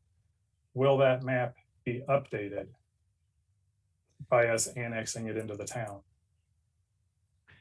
Well, the map won't show this area as being in a tap-on, if that's Okay. what you mean, but it will show as being within the corporate boundaries of normal. Okay, If council then- authorize annexation. Sure, so the vineyards development, which was just before us here, what, last cycle, they were outside of that fee map area, but yet the town manager included in the annexation agreement that they would get charged a sanitary sewer tap-on fee. Our vote tonight, do we still have that on the table, that if we need to charge them a tap-on fee, we can? No, Or it's if a we vote this separate, in, there's no opportunity for us to do it later. no, there is an opportunity to do it later. That is not pertaining to annexation. In the case of the vineyards or many other residential subdivisions, when we annex those subdivisions, it's because the developer had their subdivision plan, came in and knew what they were wanting to do, and we dealt with those matters all at once, all the development fees and obligations and who was paying for what. That is not the case in this instance. So Okay, it then I doesn't just rule wanna out get- future conversations. Okay, good. Then I just want to put on the record that I did have conversations with Mr. Diekmeyer about this as well. And he did say that, you know, Rivian was not trying to get out of paying any fees, and that these were things that, you know, haven't been discussed yet. But, you know, of course, they want to, you know, do what's best for Rivian. And, you know, we are supposed to look out for taxpayers. Rivian's got billions of dollars. Our taxpayers don't. Our budget is $130 million for the entire town. Mr. Nord, are we talking about the annexation agreement, or are we talking about sewer tap-on fees? Because Mr. Reese already. I'm talking about the annexation agreement. Right. The And vineyard- just to clarify, just so we're all using the same verbiage, this is not an annexation agreement. There's no agreement. It is just annexing property. Thank you. Okay. And if we do an annexation agreement, that has to have a public hearing, and that agreement then made public before we vote on it. Is that accurate? If we had taken that route, yes. Once you annex, there's no need to have an annexation agreement, will have been annexed. What you're talking about moving forward is any kind of a development agreement, or specifically, if what you typically have been seeking, Mr. Nord, is information about sewer tap-on charges and a tap-on amendment to the map, and that would come into place when we extend sewer investment in that area. Oh, yeah, I mean, this is a lot then. So if we're not planning on doing an annexation agreement, that means the conversation for extending the sewer out there, which the write-up said the sewer has to be extended. You know, that may be a tax or a fee that local taxpayers have to pay. The water service, you know, that's $5 million that we've got out that, you know, for us to extend water service out there as well. You know, these are all things that I would like to know before, you know, I vote or commit the taxpayer towards anything. Is there something written up that you've got that says what taxpayers are committed to, since we're going this route where we're doing this annexation and no annexation agreement coming in the future? Ms. Reese, if I may jump in here. So you're wanting an agreement on a site development plan that doesn't exist. Is that what I understand, Mr. Nord? So there's no plans out there, but you want an agreement for something that doesn't exist yet. Yes, an annexation agreement. I mean, there's many annexation agreements that normally happen. If you look through the town's history, we've got all kinds of annexation agreements. They're printed in our in our But council Mr. Nord, write-up, and they define all those are kinds of for things. plans that exist, Mr. Nord. There's No, no it's that no, it's exists. not. It's not for plans that exist too. It's for development, going into a greenfield and, Right. rezoning. Right, So, Mr. Nord, Reese, I'm sorry to if I- interrupt. Ms. Reese, if I can ask one question. Sure. Did I hear you say that these are discussions that we would have based on Rivian's plans in the future? Correct. And when council, when staff is ready to come forward with a sewer extension and the like, we will talk with council about the investment and about how to recoup fees, recoup our investment, that sort of thing. That's typically how the sanitary sewer tap-on fees have been determined in the town's history.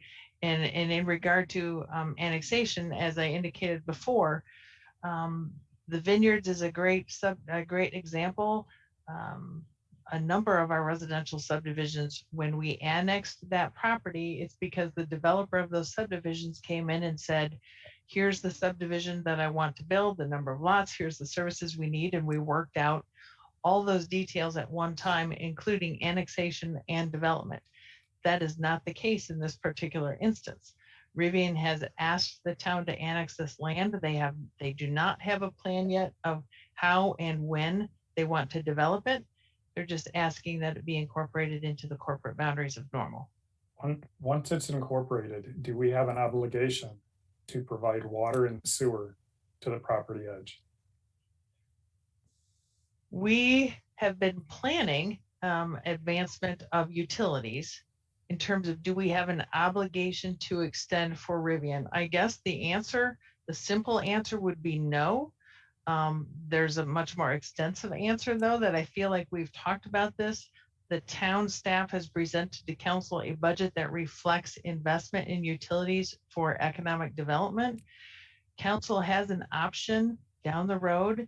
I'm going to keep using the sanitary sewer investment because we have regularly now been talking about sanitary sewer tap-on fees. We have in the future an opportunity to establish tap-on fee districts, but that is done at with councils, with the city council adopting an ordinance. That is not before you tonight. We're not even to that point yet. So. Okay, then I'm taking this as we don't know what the taxpayers are going to have to pay for this. When I also talked with Mr. Dietmeyer, he did say that there is no requirement for us to extend water service out there. That Bloomington has service that's there, and they possibly may have it bigger. So us approving water doesn't necessarily Again, Mr. Nord, you're their talking development. about something that's not germane to this annexation. It absolutely is germane to the annexation because So, Mr. Nord, it's got to do right with, at 10 with minutes. public utility service, which is part of the essence of annexing to a Mr. Nord, municipality. you're right at 10 minutes. You're right at your 10 minutes. All right. And we've got other folks. This whole 10 Lorenz. minutes thing, you were interrupting Lorenz. and made this a discussion and took time. Mr. Nord. Ms. Lorenz. Okay, thank you. I just want to pull the lens back a little bit and pull us out of the weeds here again, and not lose sight of the fact that there is a company in town that wants to grow. I think that's the headline here. They're buying up more land, not out of the kindness of their heart, but because they have obviously some plans to use it. They don't know what right now, but they know they're looking out probably 5 or 10 years. Isn't that good news? Let's not lose sight of the big picture here. And also let us be a council that is pro-business. Again, I sit here and I'm looking at Mr. Dietmeyer as our representative for Rivian, and I'm thinking, my goodness, this guy is feeling like we're raking the company over the coals. This is like the best thing that has happened to this community. Let's not lose sight of this. And we are not doing anything nefarious or negative to the taxpayers by this action tonight. If anything, we're helping to grow the community. That's a good thing. There might be more water users, more sewer users, more people that go buy things, more people to buy gas. Aren't those good things? Let's not lose sight of that. Thank you.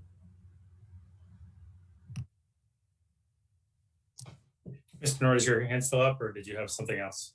I still have a question. Okay. Comments. Please. Go ahead. Thank you. Since we are not the only municipality that has the ability to provide services to this parcel, you know, it seems like we're competing, or we're going to be competing against Bloomington. We don't know what is being asked of the council or of the local taxpayers.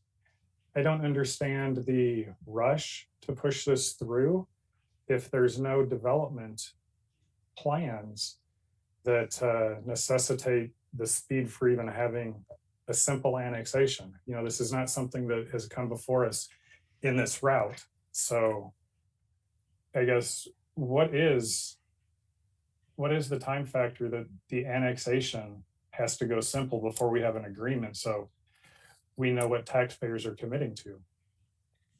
So I'm going to jump in here and answer this. Say no company would invest in creating a plan if they didn't know that they get the property annexed. And so I don't know if Mr. Dietmeyer wants to weigh in any further in that, but as a small business owner, I would not be willing to do that. If I I'm could asking about the agreement. I mean, where's the agreement? There is no agreement, Mr. North. That's what I'm saying. We're talking about an annex. There is no annex agreement to discuss. And there's no commitment that the taxpayers or the town has to extend any city services. We can still have those conversations for cost recoupment.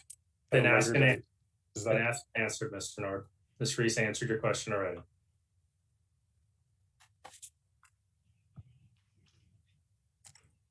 All right, Ms. Cummings.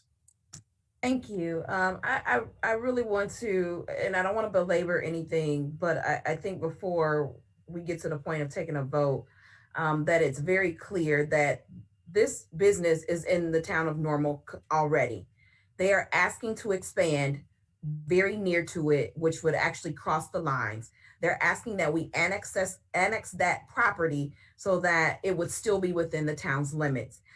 You know, we are good partners to our neighbors, but for a business that's already within our jurisdiction, we want to be able to service them as best as possible, and we will cross that bridge at that time. This is a simple conversation of whether or not we should allow that land that is already connected or close to their facility be annexed so that they can continue to grow under the guidelines of being in Normal. And so please understand, this is really the baseline of what's happening right here. We hear a lot of noise around this in order to distract you and deter you from the growth, the possibility of growth of a great company in our community. And so I want us to understand at the very base of this, all that is to happen with this that's on the table that we spent numerous of minutes discussing, almost a half an hour discussing, is basically a company is sitting in our town. There is land that they want to be able to add on to their facility, which is not already within our corporate limits. They're asking us to allow that to be part of our corporate limits. And that's it. There's nothing else on the table. There's any other agreements. They just want that land to be considered the town of Normal. And that is the vote we'll be taking tonight.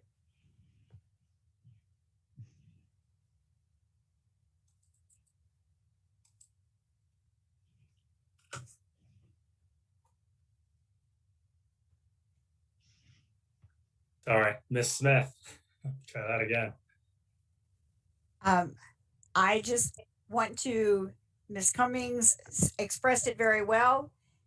My questions about who was servicing them now was an effort to direct the conversation to the reality that what we're doing is taking in the potential for this existing Normal business citizen to have future potential expansion serviced by the same municipal entity, that all that we're looking at now is an annexation of empty land.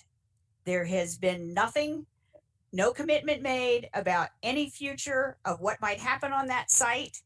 And so I am in favor of annexing this land so that we give this business an opportunity for growth in the future within the town of Normal. Thank you. And Mr. Preston.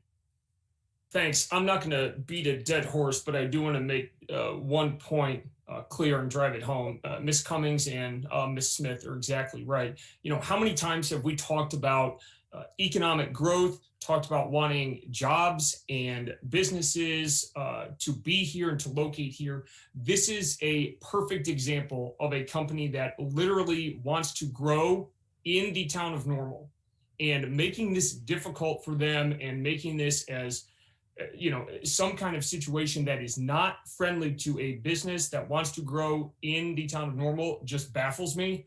And I could not, I mean, I just can't, I cannot wrap my mind around what kind of motivation would exist there. And as a result, I just can't support, you know, anything other than appreciating this for exactly what it is. And, you know, being grateful for the opportunity it is for our community and ultimately the people who work here, both with Rivian and those like construction jobs and others that will benefit as well. Thanks.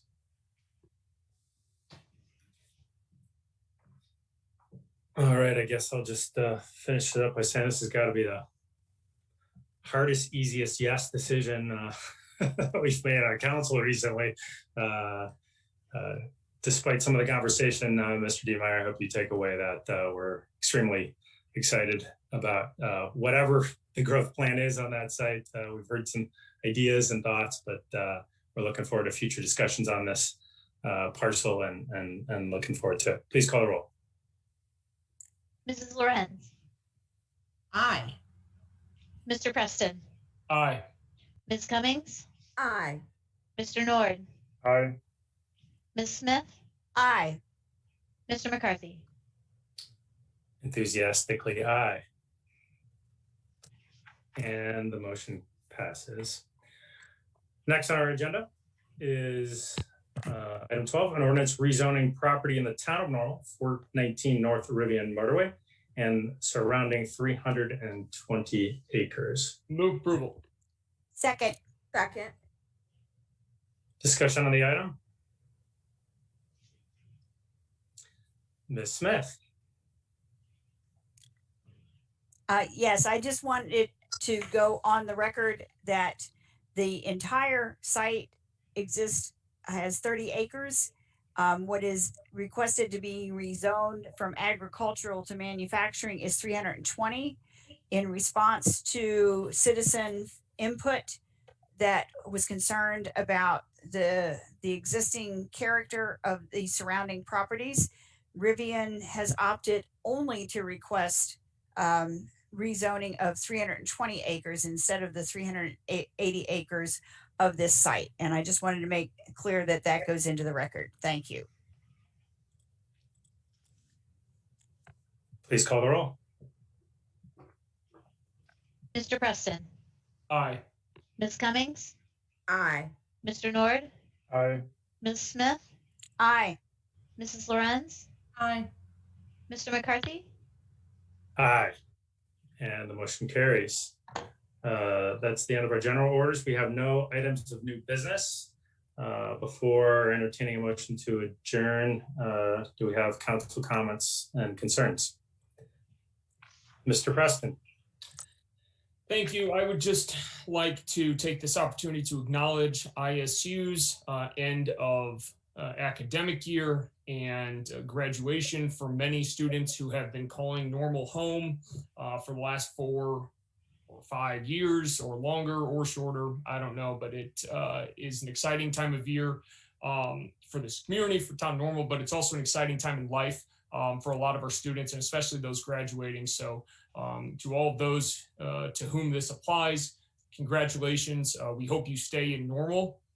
There's opportunity here that we would love you to continue to be part of.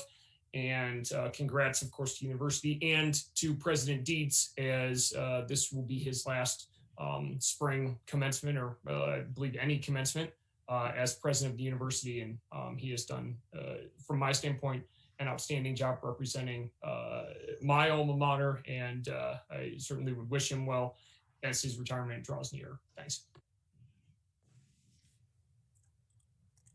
Ms. Smith. Yes, another reminder to families with individuals in their household with special needs that the registration for SOAR summer activities opens this Thursday, I believe, the 6th. And also March 1st is offering some transition programs.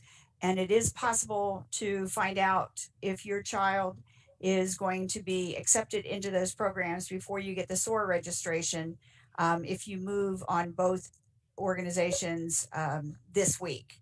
So best of luck to everyone. I know this is a very valuable resource to those families, and I wish everyone success in getting the programs their family members seek. Mr. Nord. Thank you. The town council is supposed to be a group of diverse folks that come together and look at things from various perspectives. And when we do that, the goal is to come up with a much better solution than any one mind can come up with. You know, the collective is much better than just the individual. So we should be able to disagree and, you know, it be okay. We were all voted in by different folks in the community, you know, so it's okay for us to have different perspectives and to voice those. We hear a lot of folks complaining that their voice is not heard in government. And this is from all sides. So once folks do get someone elected in government, my gosh, we should let them, whatever perspective it is, let their voice be heard, you know, and even citizens that just want to come to the council, we should let their voice be heard. You know, I know that we've loosened things up quite a bit, so I do want to recognize that. And an example would be Bloomington. At their last council meeting, they had a development that came before them that their planning commission had recommended to pass. Well, the Bloomington council members and the mayor, quite a few of them, had talked to the developer and residents, and they voted contradictory to what their planning commission did.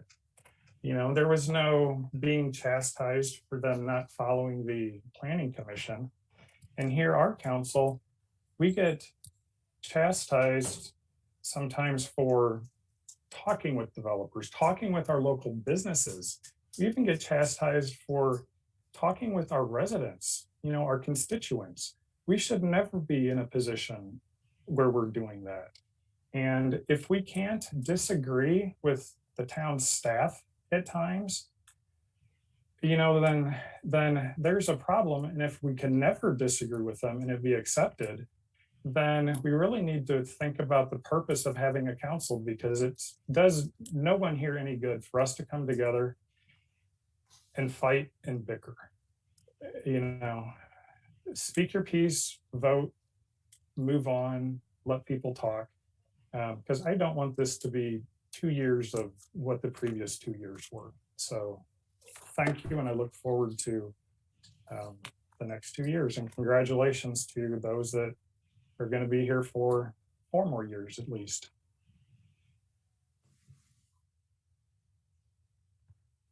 Ms. Lorenz. Thank you.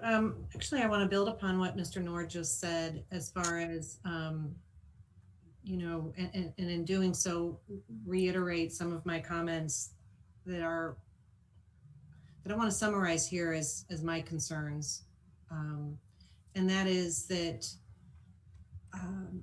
I want us to stop bickering. I want us to follow the procedural rules. Rules are meant for a reason. I want us to follow Robert's Rules of Order.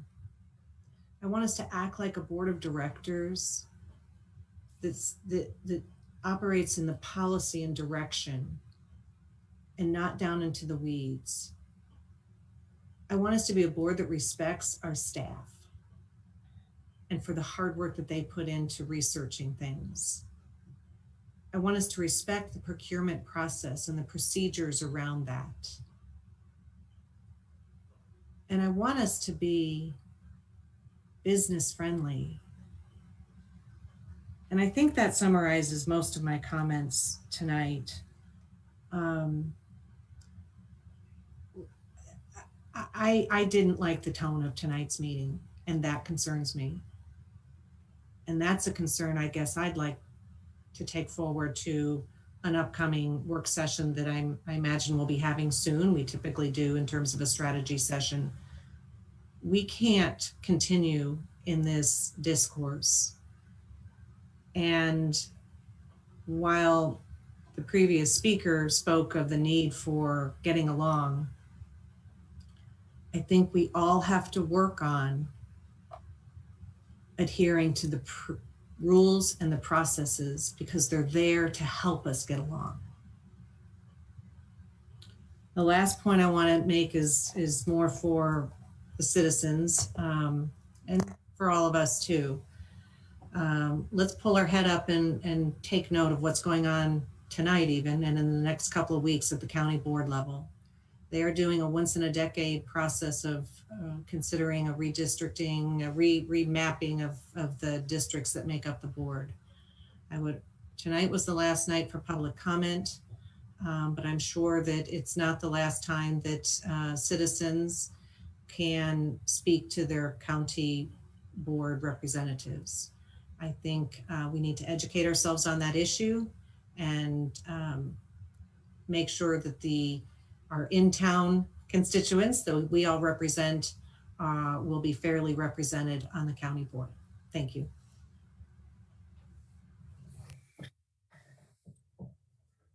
Yeah, and I'll just wrap up. One, I guess, Bloomington Council was used as an example tonight. For everybody who's watching, be sure to point out that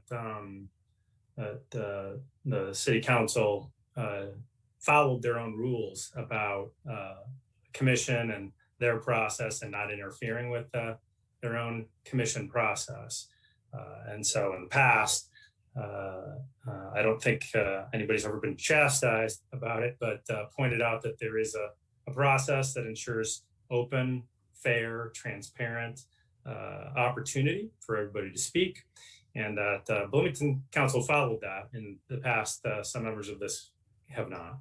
And so I think it's really important that process is in place for a reason. Ms. Lorenz mentioned that in her comments as well. And I think we all perform better and really everybody gets a fair shake at opportunities, whatever the topic is, if we follow those processes. I do want to make a kind of overarching comment. We had a lot of really good things to talk about today about Rivian and Greystone Fields and about all the positive things and the positive ripple effects that are happening in our community. The Pantograph routinely publishes building permits, and they did so this weekend as they typically do. And I don't know if anybody had the opportunity to look at those, but there was almost $18 million in building permits applied for Rivian specific construction. And there was over $1 million of permit requests for new home and remodeling requested. So it's all over $19 million of new activity going on in the town of Normal. Much of it, or if not all of it, as a result of the ongoing positive ripple effect of what's happening at Rivian in our community. And it's amazing. We're having success and activity that many of our peers are not having, particularly here in the state of Illinois. And I think it's something that we need to continue to appreciate and appreciate how fortunate we are for what's happening in our own community. Do I have a motion to adjourn? So moved. Second. Please call the roll. Ms. Cummings, Aye. Mr. Nord, Aye. Ms. Smith, Aye. Mrs. Lorenz, Aye. Mr. Preston, Aye. Mr. McCarthy. Aye. We are adjourned. Thank you, everyone.